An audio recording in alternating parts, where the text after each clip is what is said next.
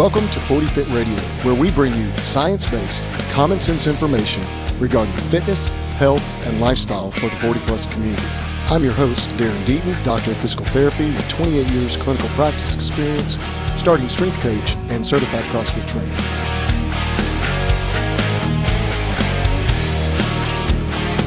Forty Fit Radio, real people, real fitness, real health.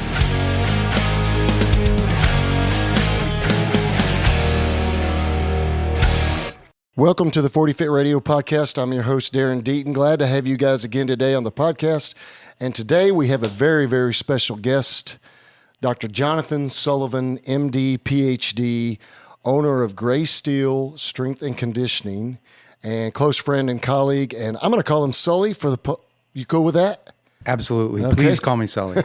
Okay, great. So, coming from my background, being in the world of medicine, calling a physician across the room Sully, I got to get used to that. I got to get used to doing that. So You'll get used to it quick. All right. So I'm excited to have Sully on the podcast today because I have referenced his book, Barbell Prescription, which we'll talk a little bit about later this morning, many, many times in a previous podcast.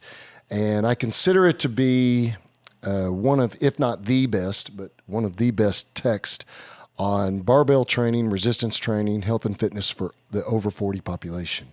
So we're going to talk a little bit about that more this morning. But Sully, why don't you tell us a little bit about yourself, professionally and personally? Okay, thanks, Darren. Thanks for the kind words. I'm originally from Arizona. Got out of high school, went to the Marine Corps because I really had nowhere else to go, and got out of the Marine Corps and eventually went to community college and then university.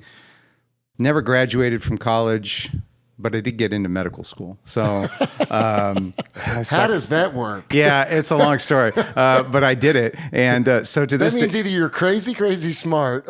No, actually, it just University of Arizona College of Medicine did not require a baccalaureate, and so I applied as soon as I had my Took the MCAT? Took the MCAT, and I got in, and they were like, "You don't have a bachelor's degree?" And I was like, "Nope." And they're like, "Cool, we'll take you." And and then I matched for residency training in emergency medicine at Detroit Receiving Hospital, Wayne State University. And I went there in 1992, and I was the resident there and chief resident. And then I did a research fellowship in physiology and basically in neuroscience, and got my PhD in 97 or 98. And I was an attending physician at Detroit Receiving Hospital in the emergency departments, the Level 1 Trauma Center in Southeast Michigan for many years. And I was an adjunct professor of physiology for a long time, not anymore. I did research for a long time on brain ischemia and brain trauma and stroke. I don't do that anymore.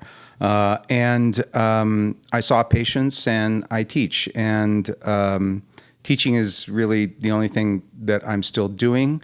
In about 2010, I started training, and I eventually got, I fell in with Mark Ripito.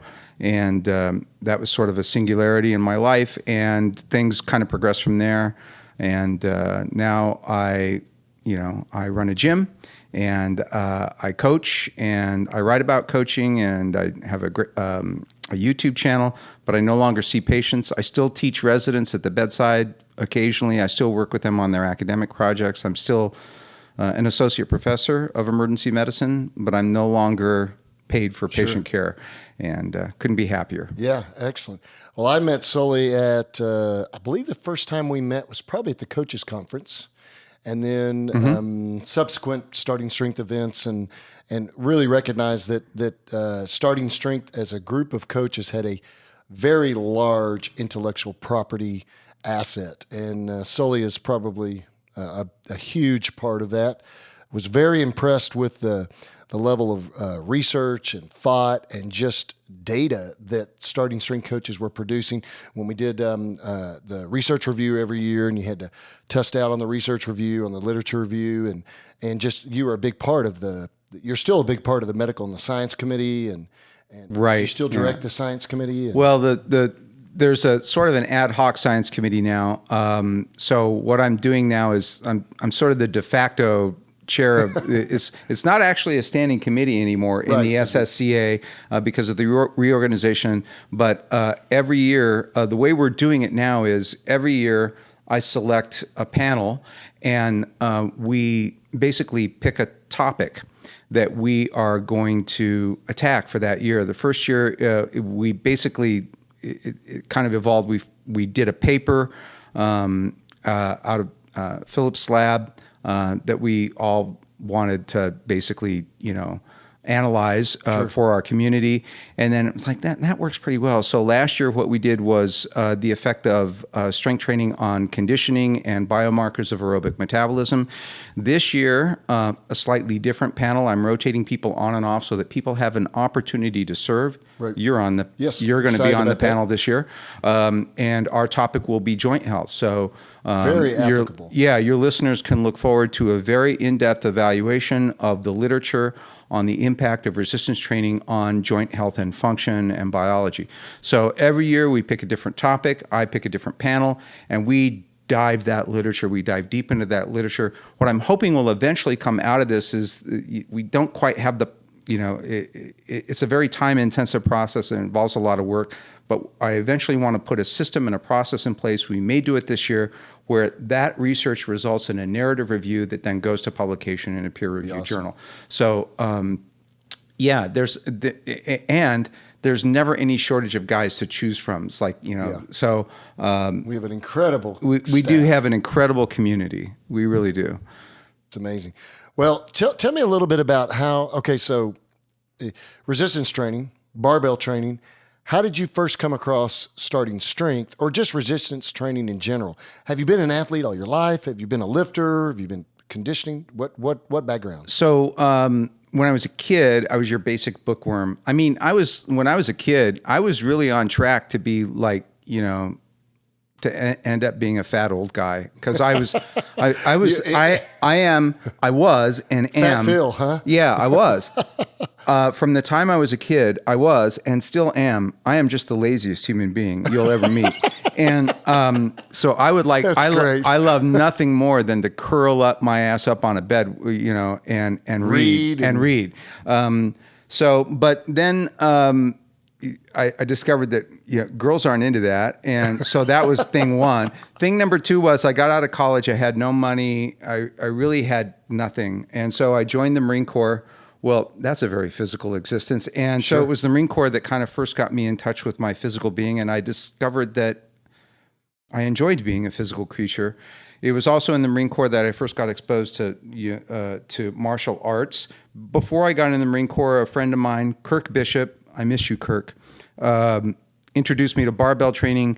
Neither one of us had any clue what we were doing. It was all curls and bench presses. I don't think we ever did anything even approaching a squat or a deadlift. All the show muscles. Right, it's all the show muscles. Yeah, but I had touched a barbell, and I was a very avid martial artist and runner for decades. And I'm still into the martial arts.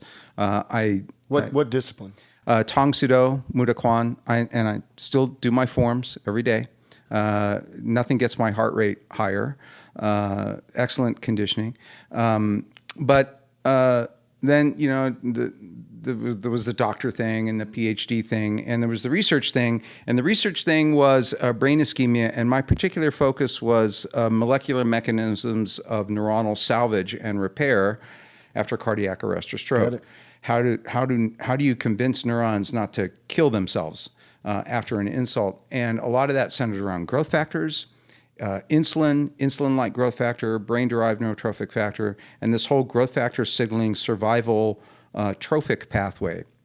Trophic means growth pathway. Mm-hmm. So instead of killing yourself, why don't you grow and survive and get stronger? Sure. So I was very interested in that whole signaling system. And one day, so I was always diving that literature. One day I come across this paper just by accident where they're like looking at bros. It was, the bro bar blood study where you like take bros, you have them squat, you draw their blood, and you look see at what their, happens to see what hormones, happens, right? Kind of dumb, biomarkers. but it was interesting. And these guys, they squirted IGF-1 after they squat, and so I was like, that's fucking interesting, because I was noticing that I wasn't as strong as I used to be. I was losing muscle. I was putting on fat. Same old story. 40s-ish age? Late 40s. How old are you now? I am 58. I'll be 58 in a few weeks. 7 years older than me. I just turned 51. Yeah, and so it's a change. Yeah. It's a very noticeable change. You don't want to go into detail. Right. So did you notice a bigger change from 40 to 50 or 50 to 58? Well, because of what's happened to me in the last 10 years, I noticed a bigger change going from 40 to 50. I kind of feel like I'm into something that is slowing down a lot of the degenerative processes. I remember spending a lot of my 40s, I was always either undertrained or overtrained, because I would get busy and I wouldn't train for weeks or months, and then I'd be like, shit, man. And then I would overtrain, and I had no idea what I was doing. And I knew in the back of my mind, there's got to be some kind of unifying principle. There's got to be some, but I just didn't have time for it. So anyway, that was all in the back of my mind. I had a freaking Bowflex because I knew I needed to add muscle. So I was doing like the Bowflex thing, right? And I knew that wasn't working. And then it was like, yeah, man, I need to squat. Because I saw more of the stuff about squatting, and people were like, "You really want to be strong, squat." I started to see this stuff. It was all out there in my peripheral vision. It was all, it was starting to impinge on my awareness. Enlightenment was encouraged. Right. It was starting to get onto my radar a little bit. So I was like, well, I got a Bowflex. Surely you can squat with a Bowflex. So seriously, this is embarrassing, but I did. And so I was like, so I found it. So I there, it's right there in that little booklet. It's like you can squat like this. I immediately got fucked up doing that. Put it on your shoulders. And so I immediately got hurt. Yeah. And I was like, well, yeah, but I still knew. And then one day a colleague of mine, he comes in, a coworker, we did some papers together.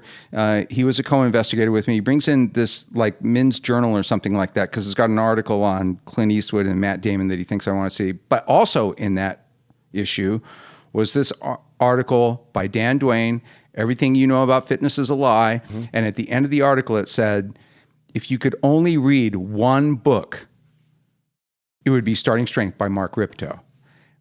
And I had already started to hear things about this like crazy Rippetoe cat. So I went and I got the book, and I started reading the book, and I had like started to switch more to barbells. I was doing like the new rules of lifting kind of thing. And that was not, I started to read Rippetoe, and I was like, blew your mind. Holy shit. Blew your mind. What is going on here? And I was like, this makes sense. This guy, he's a writer after my own heart. Very good writer. Very good writer. And he just like proceeds from principle to principle.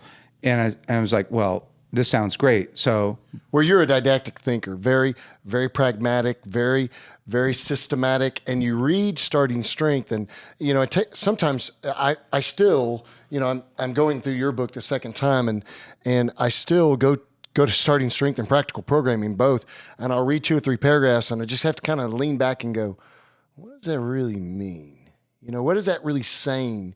And because there's several levels of understanding in that. Absolutely. And so I think the more you read it, the more you go, oh, I get it. I'm on my 4th reading right now. Wow. Right. Yeah. So, and I always discover new things when I go back to it. I always feel like I'm a better coach for doing it. So I read it, and it was like, okay, it sounds really cool. It totally makes sense. Yeah. I love the simplicity and elegance of it. Mm-hmm. I love the biology. He grasps the biology. Physics. He understands the biology, understands the physics, but does it work? So I tried it, and it freaking works. Yeah. And and that was the beginning. Cool. When was that approximately? I want to say 2010 or 2011, second half of 2010.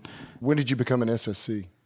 I think it was in late 2011. I became an SSC. Okay, Cool. Yeah. Excellent. So fast forward a little bit.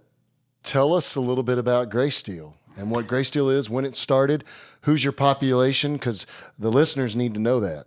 Okay. Well, up front, what I'll say is my population, Greysteel is basically, Greysteel Strength and Conditioning is a limited liability corporation in the state of Michigan, and our mission is to make people over 50 stronger and healthier and better. And so how it started was I was lifting, and then my neighbor wanted to lift, and he was kind of in the same age, and people that I knew wanted to lift, and so people started coming over, and they were lifting in my garage basically, and and then they had to use the bathroom, and and it was like it couldn't go on. And one of my early quote clients unquote, lady named Peg Moran, hi Peg, was like, what are you doing? Why are you not opening a gym? Right? Why are you not doing this for more people? Like get busy. And she was like really up in my shit about it. I like it when you have people around you like that. Yeah. That are actually expressing your own dream. Yeah. They're helping you light the fire. You know? So it was like, well, that is crazy. So and then the next thing I knew, I was like looking for properties, and I found this like total. It was like this building is like the Paper Street Soap Company kind of thing, and it had like a little closet in it, and I could rent that little closet. And so I gave myself $3,000 and 3 months. It's like $3,000, 3 months, get clients, churn a profit, or shut it down. And 3 months later, I was churning a profit, and I had clients, and then we moved into a bigger facility, and then we moved into yet another bigger facility, and the business keeps growing, and we have a beautiful new gym now. You just built a new facility. We right? just built a new facility. It's gorgeous. And what did you start with size-wise? What was that first one? 20 by 20. Wow, 400 square feet. 400 square feet, 2 platforms, cheap racks, cheap plates. It was really safe enough to not kill people. Safe enough to not kill people. It was really a closet. And then we were in that that other space that was much more expansive, and it was sunlit and it was beautiful, but the building was a disaster. So we eventually had to get out of there. And now we're in a very nice strip mall, commercial property. It's also, beautifully lit, and we have a prowler track now. Oh, and cool. What's your square footage now? I want to say it's 1,400 square feet. Okay. Yeah. And now Greysteel is, our business model is semi-private training. So it's a 3-rack operation, 3 lifters for each time slot. People, they own a membership, and the membership entitles them to come and train in that time slot. We're actually very flexible with people. They reserve the time slot. It's their time slot. Got it. Right. Got it. And we publish a calendar every week, and so people are they're constantly trading time slots. Sure. And, moving they can do that things among themselves. No, well, they do it through me. I'm kind of a control freak, but it's pretty simple. It's pretty simple to do all that stuff. And we now have we have a blue team and a gold team. So we have 2 different rotations that are going through. I have a coaching intern, Frank Sujek. I have another coaching intern, Noah Hayden. So things are starting. Things are starting to get complicated and bigger. So now I'm in a place where I'm thinking, well, I need to open a shop in Ann Arbor or something like that. So we're probably going to open another facility in the next year or 2. And then we'll start thinking about like maybe opening facilities staffed by starting strength coaches. Sure. And we'll have it will be a Greysteel model. Because it works. Yeah. And so, what is your average age on client base? The average age, I'd say, is 60 to 65. That's awesome. Right. So, but the range is 14 to 91. I have one 14-year-old. Well, He snuck in under the radar. He's 15 now. Yeah, his dad twisted my arm, and he's a very part-time client. He comes in intermittently, does most of his training. You know, he's a baseball player, so I work with him.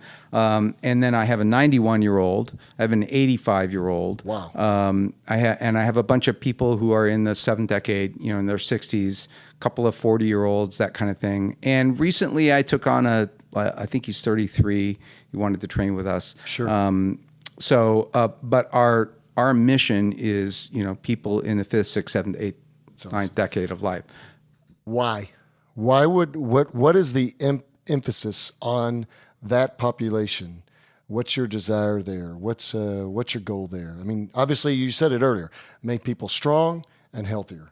Right. So in the book that you're talking about, I spent a lot of time talking about what I call a sick aging phenotype, which is a sort of meta syndrome of unhealthy aging that is endemic in industrialized countries.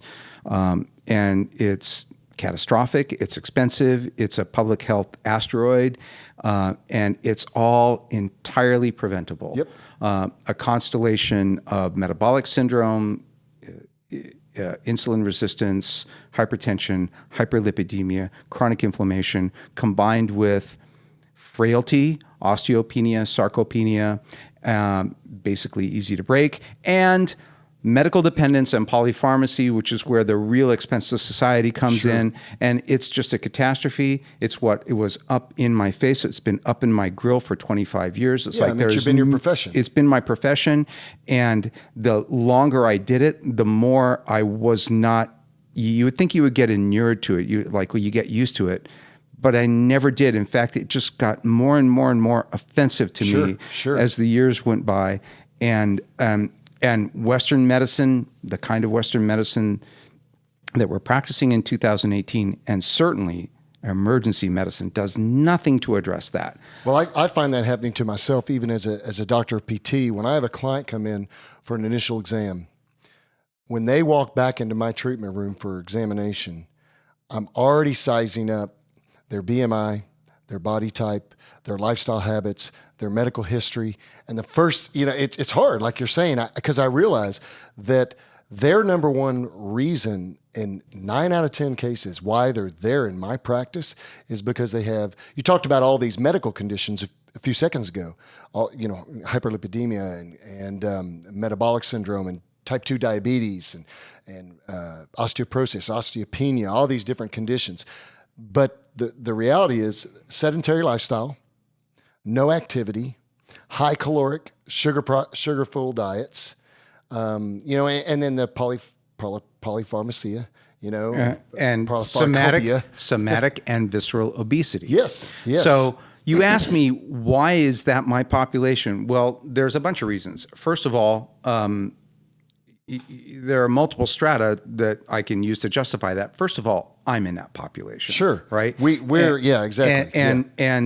And that has multiple impacts. First of all, if you're a 26-year-old starting strength coach, right, you can't really talk to a 75-year-old lady. You can't. You can coach her, but you can't really coach her, right? She needs to know that you understand.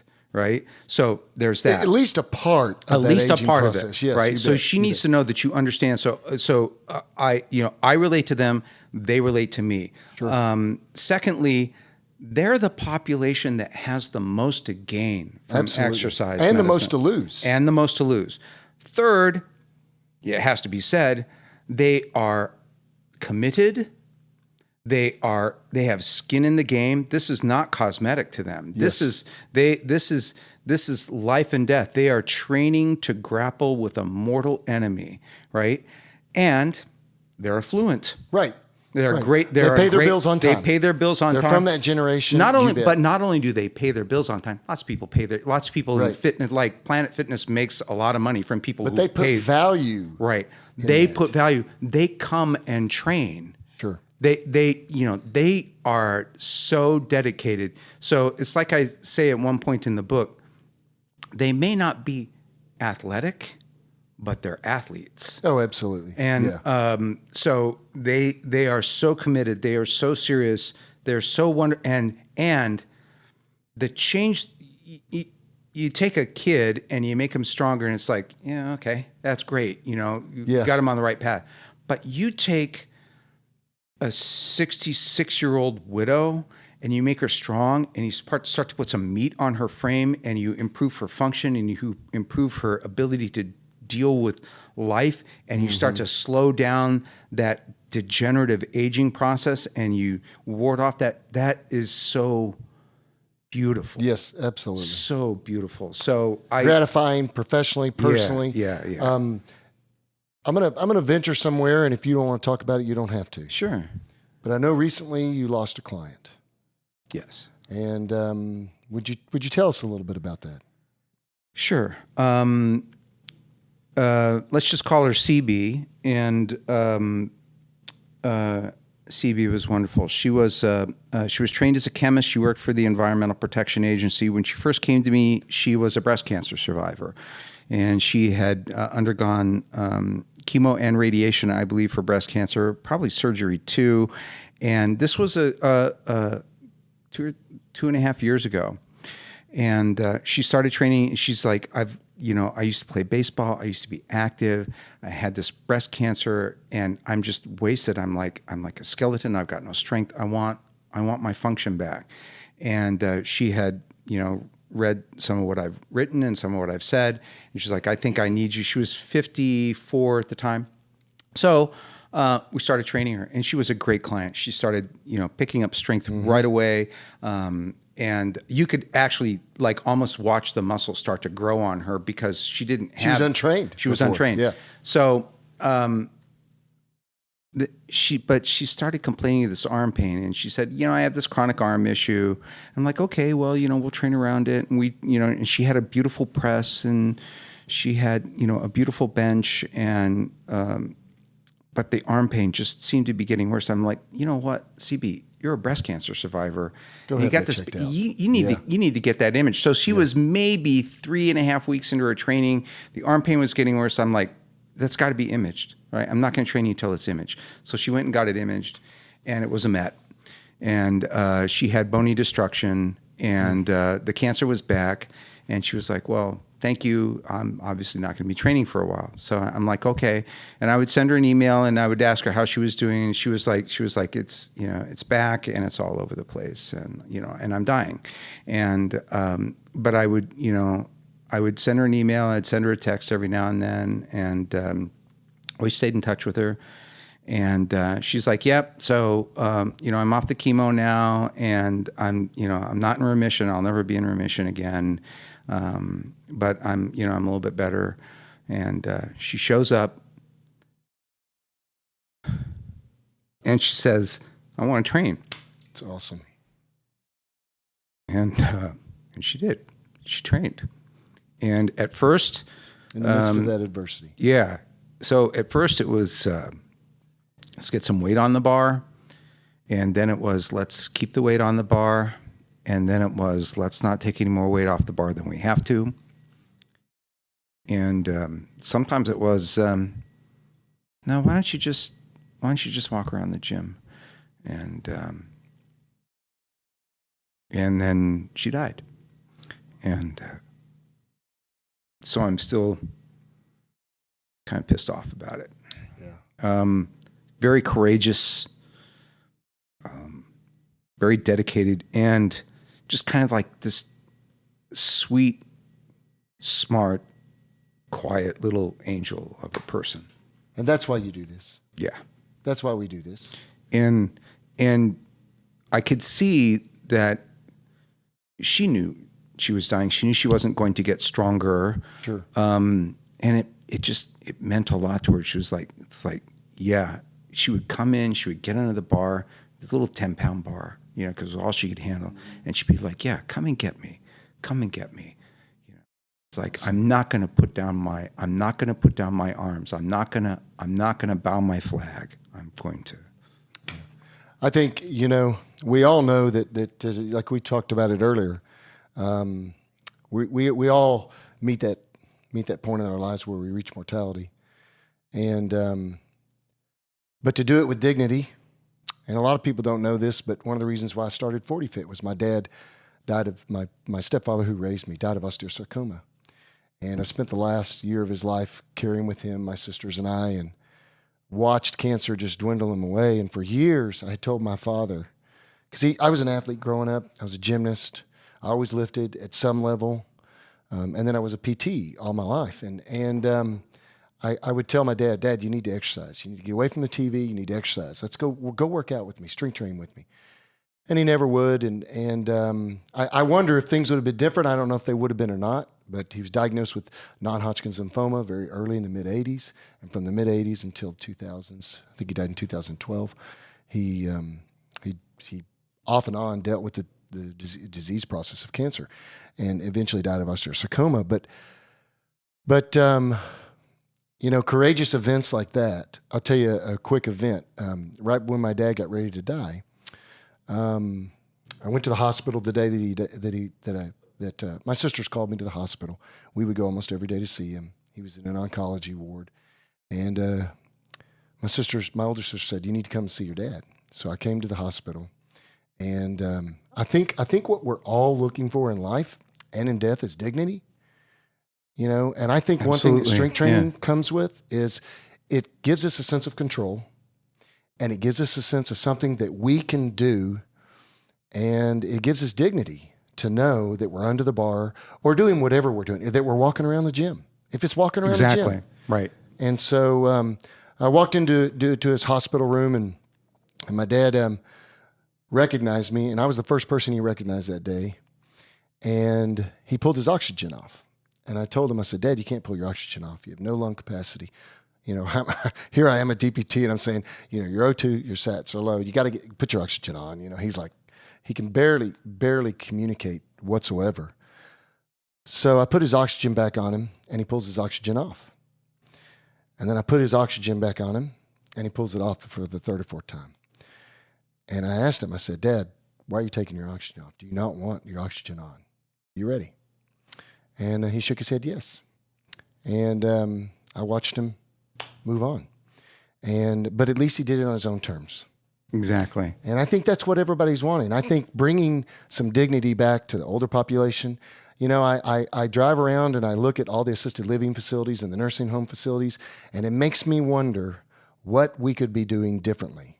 And that starts when we're young, but it definitely has to start at least by our 40s and late 40s and 50s to change some of those degenerative processes and disease processes. Western medicine is not addressing that. No, it's not. And there are multiple reasons for that. I'm actually going to be, we're here at StrengthCon. I'm going to be talking about that a little bit later today in my presentation. But no, Western medicine is sick care. Yeah. And it's not really health care. It could be. And it's a shame that it's not, but we're not going to sit around and wait for Western medicine to change. Western medicine is an intrinsically conservative discipline. Yes. So it's not going to change overnight just because we say that it should, especially because, there are a lot of people's oxes to be gored in that. Yeah, and we can't blow it up. You can't blow it up. Right. And, one of the things that I'm going to be at pains to emphasize today when I talk about my transformation from an emergency physician to like a barbell coach, who does that, right? So, but who goes from being a doctor to a meathead? Yeah, one of the things I'm going to talk about is I'm proud to have been a physician. I'm going to highlight today some of the things that I think are very, very, very wrong with Western medicine and American healthcare, but I'm proud to have been a physician. Peter Rosen, the author of the textbook on emergency medicine, the textbook on emergency medicine, said, every day you can get in your car and you can drive home and you can say, I was useful today. I was his doctor. Absolutely. And that's true. But I can get in my car after a day of coaching 60-year-olds and drive home and say, I was useful today. Absolutely. I was a barbell coach. And I had an impact on the health and the well-being and the dignity of my clients. I'm helping people, and I really do believe that I'm doing a kind of medicine when I do that. It's a very different kind of medicine. When you are in a car crash, or you've been shot in the chest, or you're in septic shock, or you have a berry aneurysm, or you have a dissection, or heart attack, right? You need an emergency physician. Right. You don't need a barbell coach. You don't need a homeopath. You don't need for your life. Right. You need high-tech Western medicine, right? Because we will get that done for you, right? But that's not your day-to-day existence. And fewer people die from that than they do from lifestyle habits, right? From chronic disease. And one of the things that I emphasize in my book is that the way we live is a medicine, and people have forgotten that. So that's a very old little nugget of wisdom.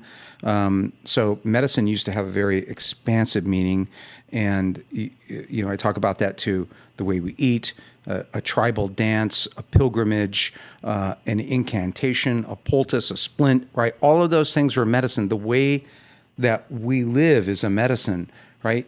But that's not how we look at it anymore. It's like we live the way we live, and then the way we live makes us sick, and then we go looking for medicine. We've compartmentalized medicine to be for the sick, yet medicine was historically used as a wellness model. It was to keep us from getting sick. Because that's all they had.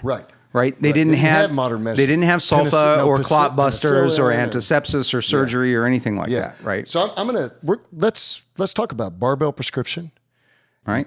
You're the author, co-author with Andy Baker. Andy Baker, a great strength coach out of Houston. Absolutely great strength coach. Kingwood Strength and Conditioning. Kingwood Strength and Conditioning, yeah. Also co-authored Practical Programming. He did with Mark Ripto. Mm-hmm. Fantastic coach. So Barbell Prescription, I've referred to this, like I said earlier in the podcast, several times, and I will probably refer to it several times more. But I love the book. It speaks to my pragmatic thought process. It's methodical. It's well thought out. It's well written. The first 2 chapters will hit you in the face so hard that if it doesn't, it's shock. For people that don't know this, for me, I was like, that is awesome. For someone who doesn't really understand this and who's 55, 60 years old and reads your chapter on the Sick and Aging Phenotype, and then reads Exercise as Medicine, Chapter 2. If that doesn't wake them up into the reality that they have within of themselves, inside themselves, the ability to be their own doctor. Now, I don't mean diagnose things in that time, but in regards to wellness and prevention and quality of life and the avoidance of many of the chronic diseases that we're seeing in the Western Hemisphere, I don't know what else we can do, because it's a fantastic opening. It was meant to be a shock and awe kind of thing. Fit Feel is amazing. Yeah.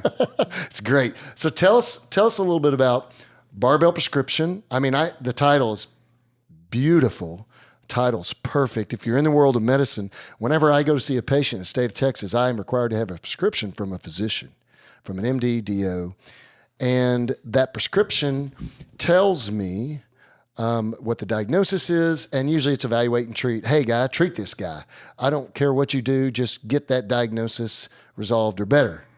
So Barbell Prescription, tell me about it. Well, I would start by saying that's a pretty shitty prescription, right?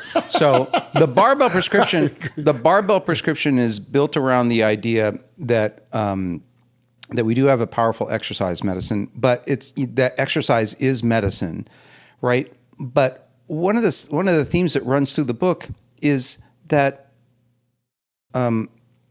it's not enough to say exercise is medicine. If exercise is a medicine, then we need to prescribe it as a medicine, because no physician would write a prescription that said, take some medicine, right? Or take some antibiotics, because that would be stupid, right? There's a dosage. Right. There is a formulation, there's a dosage, there's a frequency, there's a route of administration, and there's a therapeutic target. And what we do in the Barbell Prescription in our book is we lay all that out, right? So the first part of the book is the Sick Aging Phenotype, the power of exercise medicine to transform it, and the power of strength training in general, and barbell training in particular to serve as the formulation of the exercise medicine, meeting all of our criteria for a powerful exercise medicine for healthy aging. And that's all laid out. Part 2 is the exercise formulation, the exercises themselves. And part 3 is the prescription. The program is the prescription. Sure. So we wanted, and I think we succeeded in writing, the definitive text on strength training as an exercise medicine for healthy aging. I would agree. And it basically got written on a handshake from Ripito. Walked into his.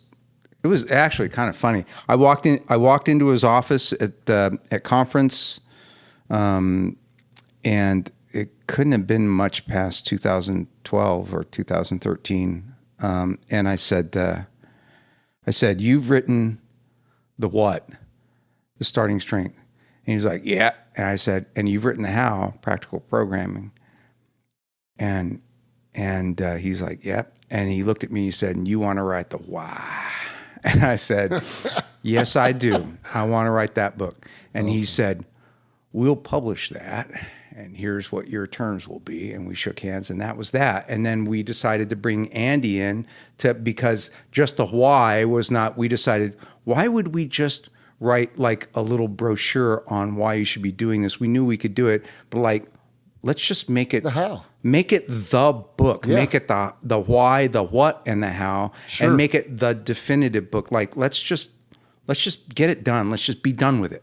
And so we brought Andy on, and part 3 is his book. Andy and I meet in the middle in part 2. We co-wrote part 2.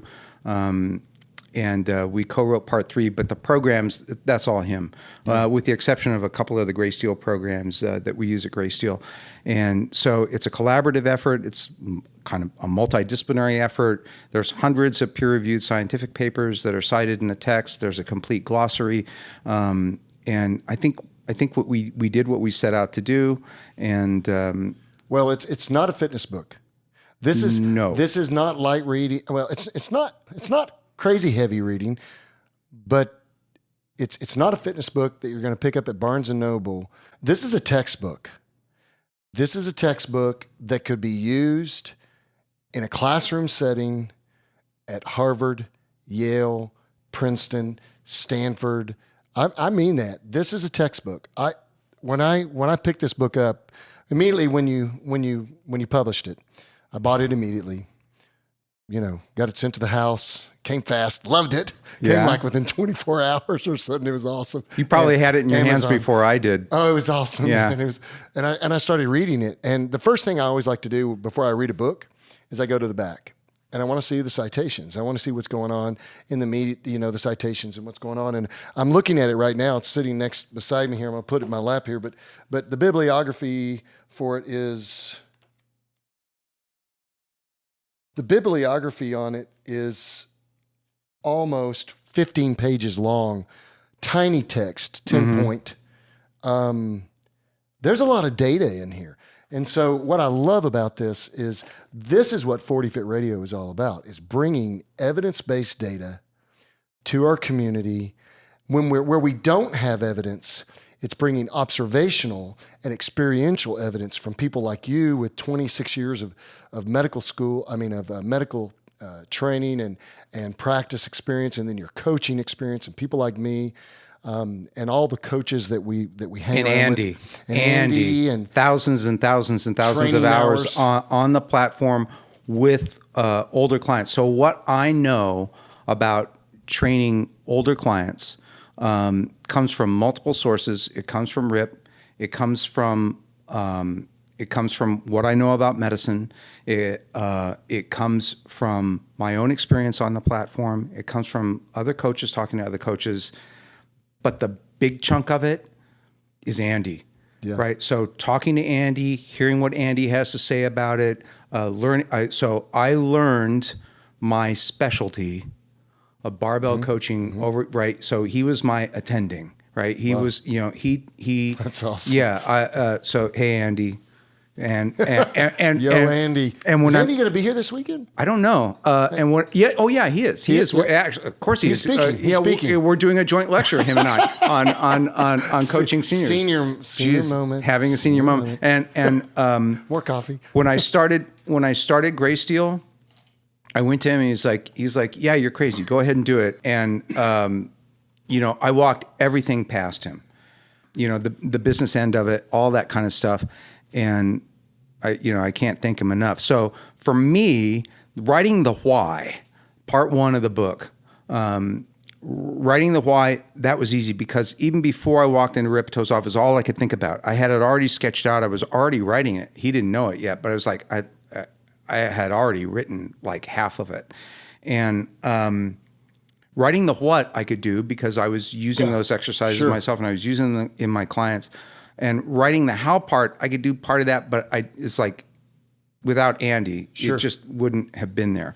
So, well, if we know the why and we know the what, but we don't have a how, then we are farther down the road, but we're not really farther down the road to providing a pragmatic solution to our community, the population we're serving. It would have been kind of a jip. Yeah, I think. It's like we know that penicillin works, but we know the why, we should use it. We know the what, we just don't know how to deliver it yet. Right. What a problem. I mean, that's a huge problem. Or which patients should get it, or what's the, when what's it's appropriate. When it's appropriate. Yeah. So, you say it's a textbook. It is a textbook. It was intended to be a textbook, but I also like to think it reads easier than a textbook. I like to think it's very readable. Oh, yes. So we wrote it so that, this was the hard thing for me, going through the entire book, my part and our joint part, and the programming section, which is primarily Andy's. And I was very concerned as I was editing the text and putting everything into shape. I was very concerned. I wanted it to speak to physicians. I wanted it to speak to doctors of physical therapy. Sure. I wanted it to speak to healthcare policy decision makers. I wanted those people to read it and say, yeah, this is serious. But I also wanted it to speak, to my Aunt Selma. Sure. And I also wanted it to speak, to their families and the people who are going to be using it. That was the needle that we had to thread to the extent that we did. I'm glad. I think you did a good job of doing that. Yeah, and parts of it are a little, irreverent and stuff like that. I wanted it to be able to speak to everybody. Sure. And so there's parts of the book that are nerdier than others, and I don't expect every reader is going to go looking at those references, but it's there. Yeah. And so I think that anybody can read the book. Anybody with a high school education can read the book. And I wanted it to speak to everybody. And I think that was the best decision we ever made. Instead of just saying, just like a little prospectus on why you should strength train, go read practical programming. And we decided early on, that's just not going to do. Let's write the definitive book. And I think we did. You guys did a great job. I'll tell you a quick little story. So about 3 weeks ago, a friend of mine, he texted me. He either texted me or called me. I can't remember. I was actually heading back from Central Texas. My wife and I were driving some of our friends, and I've known this guy for 20 plus years. I used to do some training with him. I used to train him some, and he kind of relied on me as a resource of exercise, health, and fitness because of my background. And great guy, and so he reached out to me, and I hadn't talked to him in any depth in probably a year or two. Kind of has a high stress job. And he reached out to me, and I think he texted me actually. He said, "I need some Darren time," and I was like, "Oh, great! I don't know. I better answer this when I've got some time." But so I called him and I said, "Hey, what's going on?" And I'll just call him MD for sake of privacy. But so I said, "Hey, MD, what's going on?" And he said, "Hey, I just want you to know I've been diagnosed with type 2 diabetes, hypertension, hypercholesterol." Metabolic syndrome. Yeah. And I said, what's your A1C? And he said, my A1C when last check was like 9.8. Ouch. And I said, okay, what are you doing about it right now? And he said, well, I have started a new diet program. And he knows to exercise. He said, I have started walking and trying to exercise, but I'm on a whole foods diet. I'm on a low sugar diet right now. I think he's using insulin right now. Ouch. And so this guy is probably, I think MD is 4 years older than me. I'm 51. And so I have him on the phone, and I said, you need to read this book. I said, a colleague of mine, a friend of mine wrote this book. And I tell almost every aged patient that comes into my practice, and I own 6 practices now. I tell almost every aged patient, aged 40 and above, usually, I say, you need to read this book. I tell my patients, you need to read this book. And I told him, you need to read this book. And later that afternoon, he texted me. He said, I ordered the book from Amazon. It'll be here tomorrow. He started reading the book. He sent me a text yesterday. He called me yesterday, and he said, I'm eating good. I'm reading the book. I want to come into town. He lives in Shreveport, Louisiana. He said, I want to come into town. I want you to teach me how to barbell train.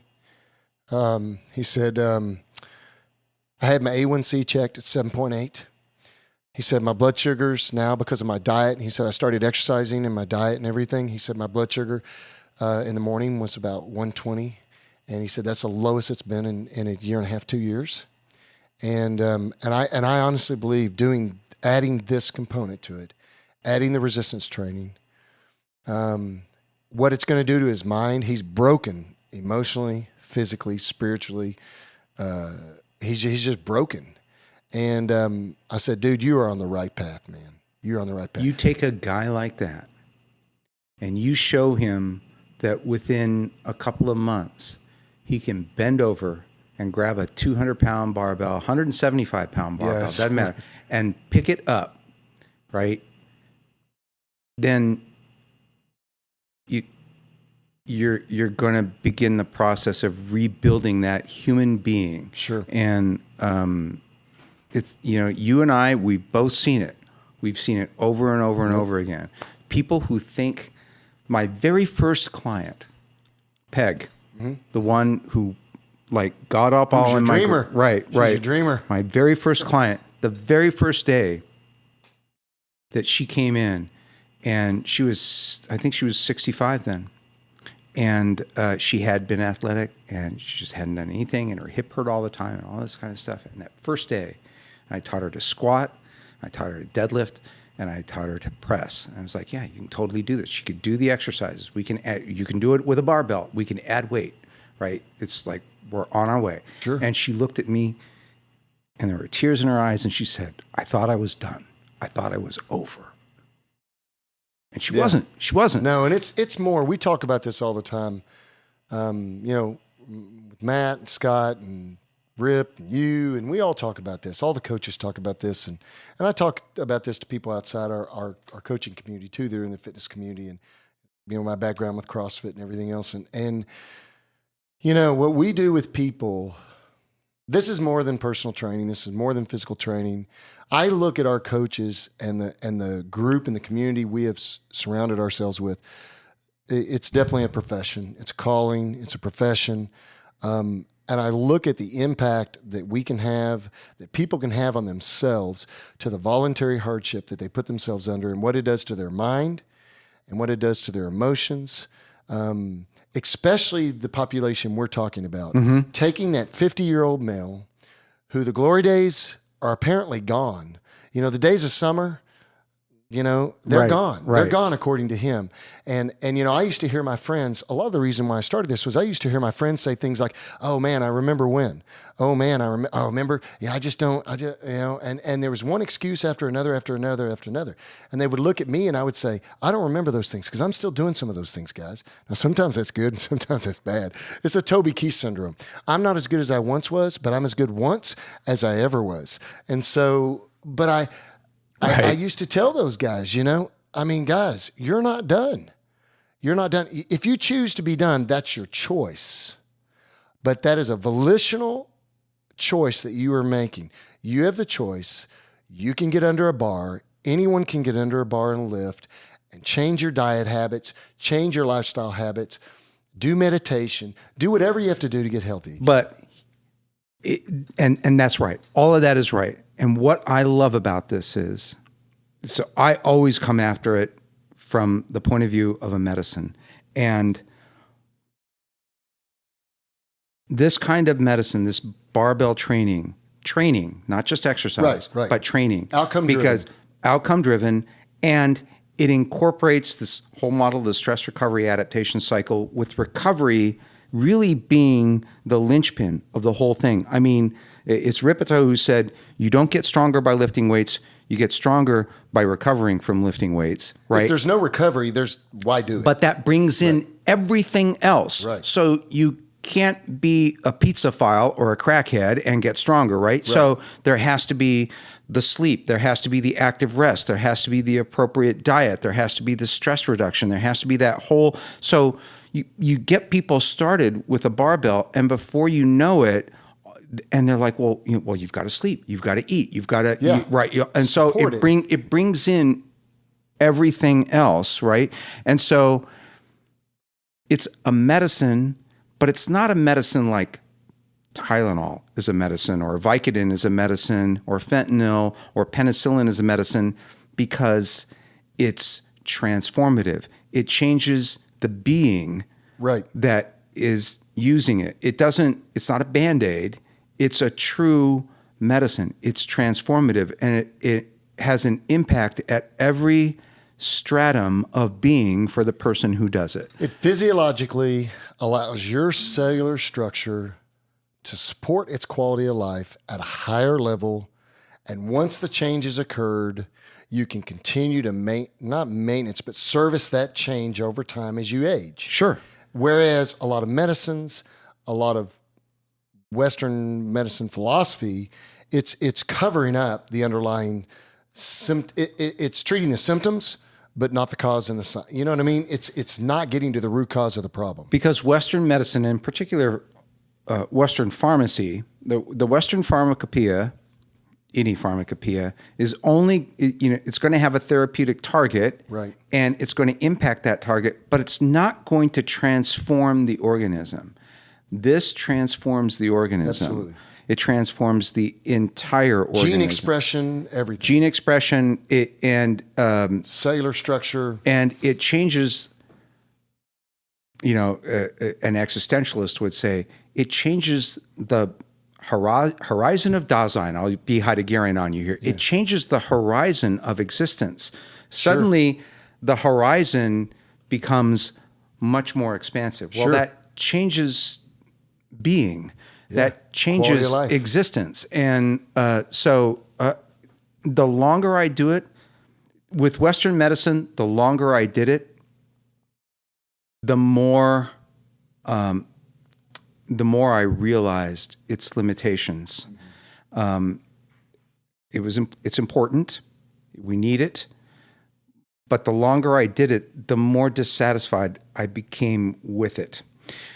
The longer I do this, the more blown away I am by its efficacy and its power. And how elegant it is in its simplicity. Of course. It is so simple.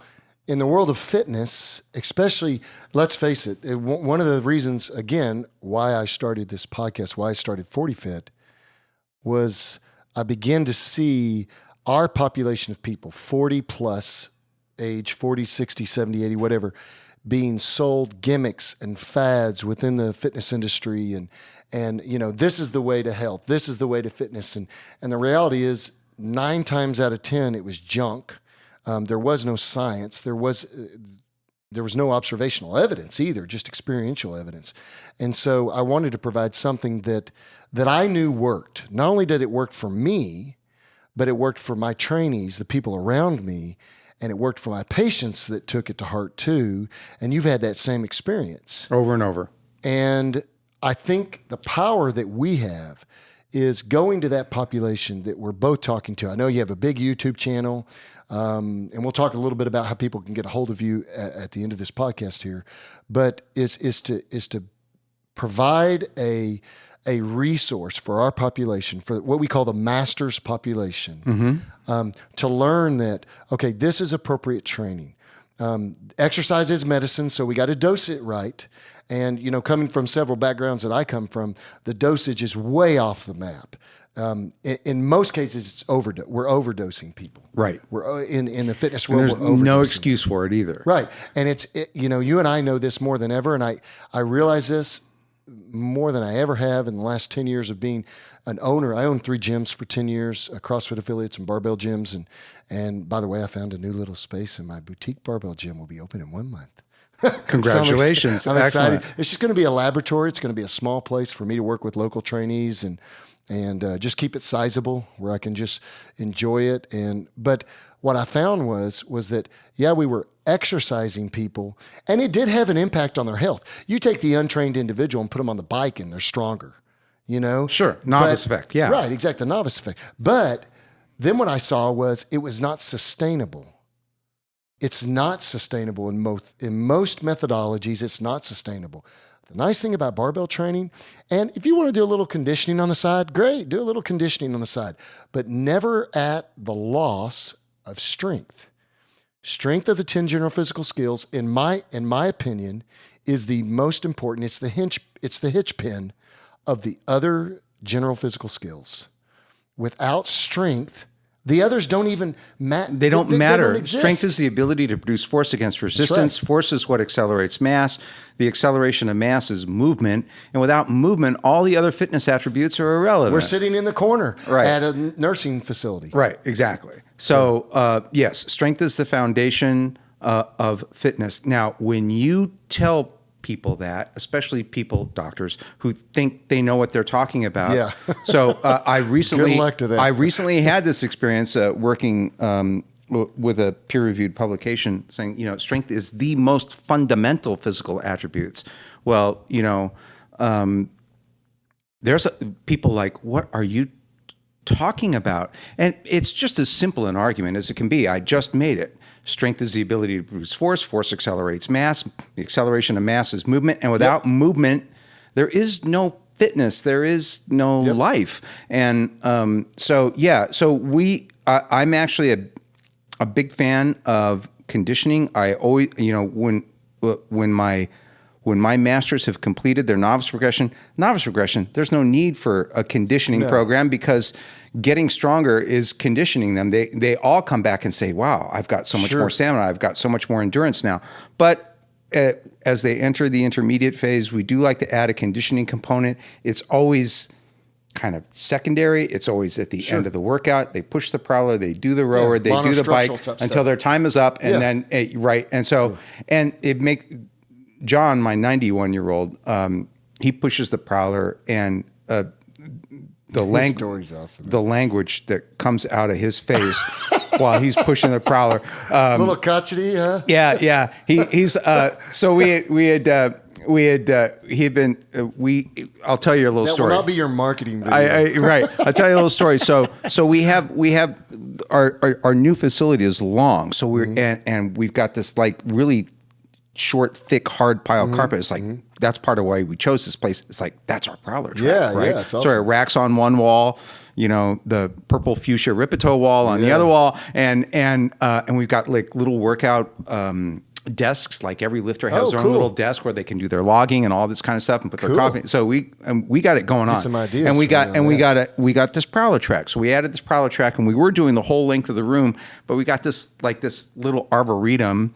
I've got clients who the place is like a jungle. It's full of these beautiful plants and everything. It's a really beautiful gym, really boutiquey. But we got this table that's like covered with plants, and the prowler goes right past it, like really close, and like it's going to get knocked over. So me and my intern Frank were talking about it, and we decided we're going to start at the end of the table. So the track is going to be a little bit shorter now, right? So instead of doing 4 runs of the room, we're going to make people do 6, right? Because it's a little bit of a shorter, same distance, same distance, a little shorter, but it's 6 runs, which means they have to make 6 churns, right? And the churn kind of sucks a little bit.